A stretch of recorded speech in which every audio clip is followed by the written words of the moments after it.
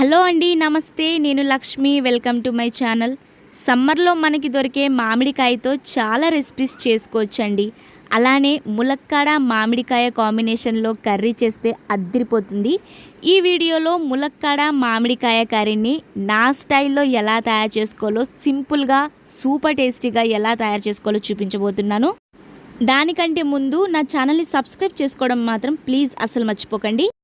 ముందుగా stove on చేసుకొని బాండీలో 4 టేబుల్ స్పూన్ల నూనె వేసుకొని, నూనె కాగాక కొద్దిగా కరివేపాకు, చిరికలుగా కట్ చేసిన పచ్చిమిర్చి, సన్నగా తరిగిన ఉల్లిపాయ ముక్కలు కూడా వేసుకొని ఈ ఉల్లిపాయ ముక్కల్ని ఎర్రగా వేయించుకోవాలండి.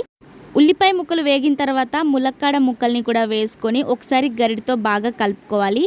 ఇలా కలుపుకున్న తర్వాత ఇప్పుడు ఇందులో ఒక చిన్న స్పూన్ పసుపు, రుచికి సరిపోయేంత ఉప్పు, అలాగే మనం తినే కారాన్ని బట్టి కూడా ఒక స్పూన్ కారం కూడా వేసుకొని ఈ కారం, ఉప్పు, పసుపు అంతా కూడా ములక్కాడ ముక్కలకి బాగా పట్టేలాగా కలుపుకోవాలి.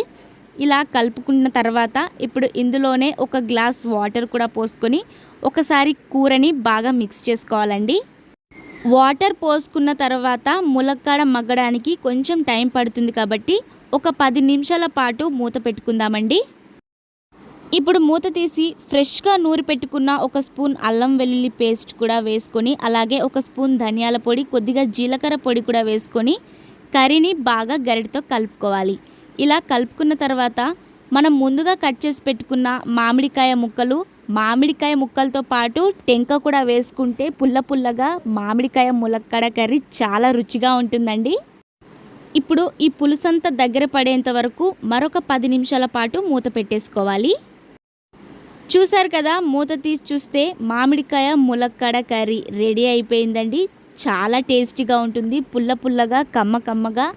అసలు దీని రుచి మీరు జన్మలో మర్చిపోలేరు, అంత టేస్టీగా ఉంటుంది. సో డెఫినెట్గా ట్రై చేయండి. సో ఫ్రెండ్స్, మొత్తానికి మామిడికాయ ములక్కాడ కర్రీ అయితే రెడీ అయిపోయిందండి. చాలా టేస్టీగా ఉంటుంది, పుల్ల పుల్లగా, కమ్మ కమ్మగా. ప్లేట్లో ఉన్న అన్నం మొత్తం తినేయచ్చు, అంత టేస్టీగా ఉంటుంది.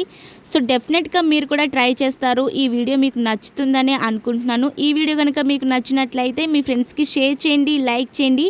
మరిన్ని వీడియోస్ కోసం ప్లీజ్ నా ఛానల్ని సబ్స్క్రైబ్ చేసుకోండి.